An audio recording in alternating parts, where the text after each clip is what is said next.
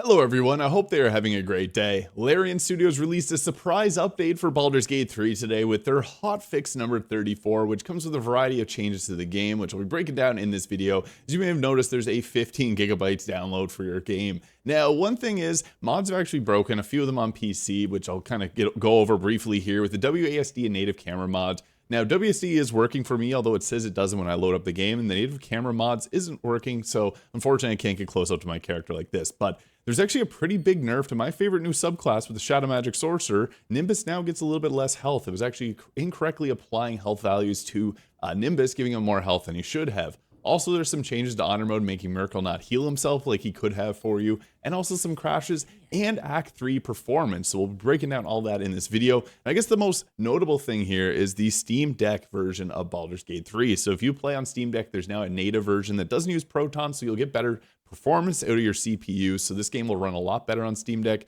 This kind of means that there's a native Linux version too for those that like to play on Linux. But I'll talk a bit more about the Steam Deck version a little later. We'll go over some of the big fixes because there's actually some notable ones here. Which actually, the first one which we'll touch on is the slow condition. This actually caused a video of mine to crash because it crashed my game. So fix a potential crash related to the slow condition during combat. Also, fix a potential crash related to the Find Familiar spell on Scratch and Boo while you're in combat. So those are great. Any crashes obviously are annoying. They're difficult in a game as large as CRPG, so obviously there's always going to be crashes with any type of game like this.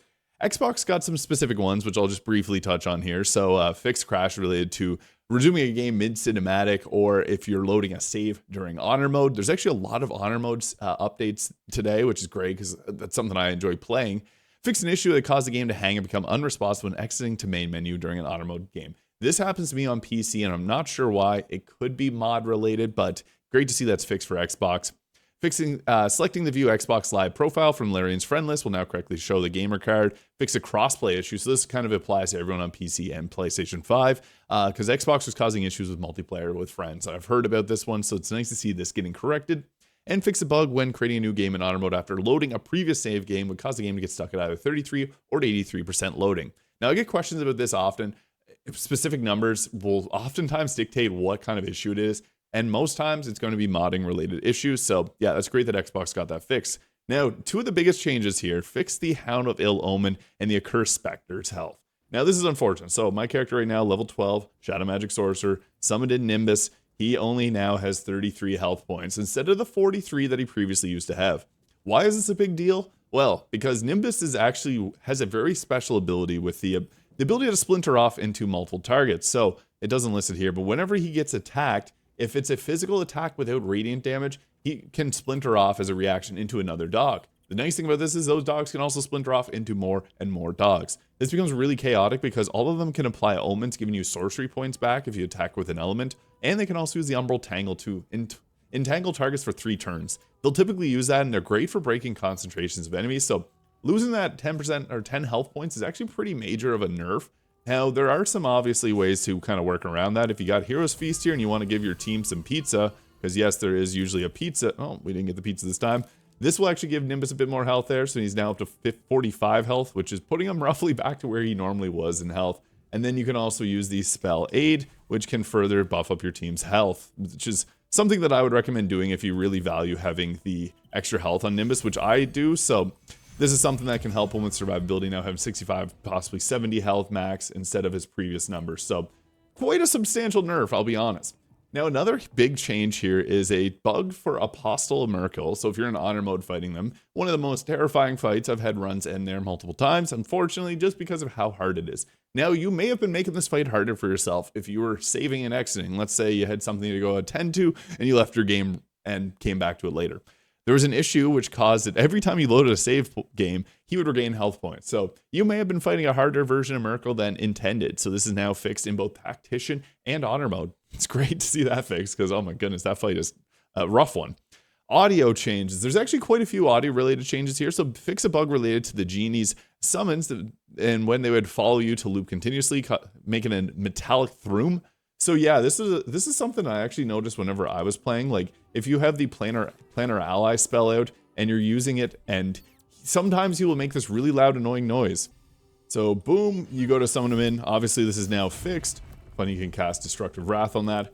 But yeah, the genie would sometimes make a kind of noise. Yeah, it no longer sounds like a vacuum cleaner, so that is great. Now, we also got some other changes here related to the ground floor and fellow gears fireworks. The snow powder explosions going off on the floor above will no longer sound like they're happening right next to you. That's good, because yeah, you may have seen clips of that exploding and making it sound like it's extremely loud. That's now fixed. Also fixed audio levels for a rat in lower city that you tragically couldn't hear squeak when it squoke. Yeah, great.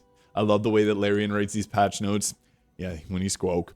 Fixed a missing sound effects when preparing to cast Windwalk. Now this is also another one, missing sound effect when preparing to cast Booming Blade. This is pretty cool because Booming Blade has a sound effect here.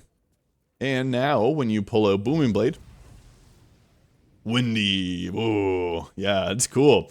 So yeah, it made changes to Booming Blade. That's great. I love that. Small change, but I think it's nice considering I use it all the time. Makes the Eldritch Knights really strong. And we got some exciting updates for the 3 players of the Way of the Drunken Master subclass, which caused the sound effects to play longer than they should when preparing to cast the Way of the Drunken Master subclass specific actions. So that's great there, fixing sound effects, especially with the new subclass. I really like that. Also fixed sound effects for preparing the Starry form continuing to play if you cast a spell quickly after selecting it. So if you got the fastest hands out there, you'll no longer have that issue. Fix the missing sound effects when Astarion taps woe on the ground during a cinematic. It's cool that they're actually fixing things in cinematics related to sound effects.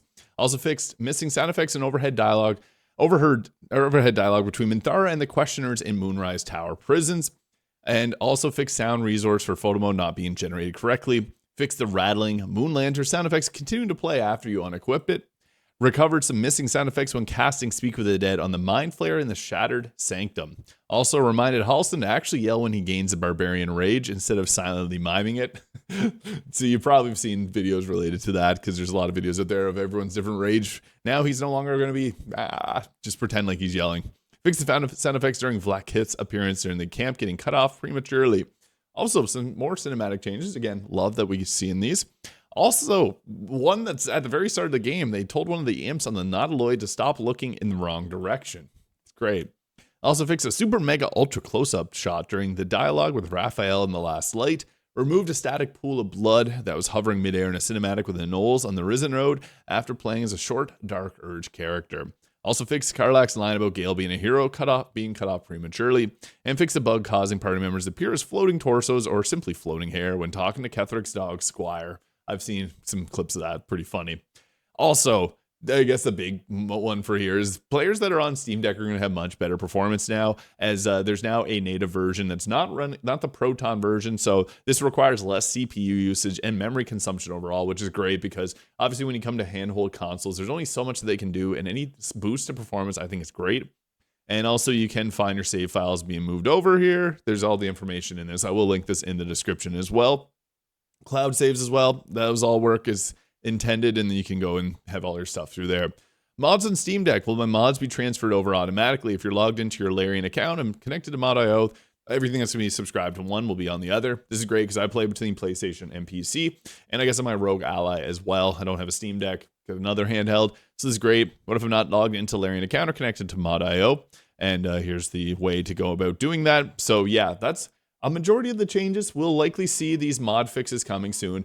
I'm going to have to go through all my different mods and try and test out. So if you have any mods that aren't currently working with Hotfix 34, please let me know. The most notable one for me is the native camera tweaks, because yeah, I can't get in close and do my funny little head movements right now.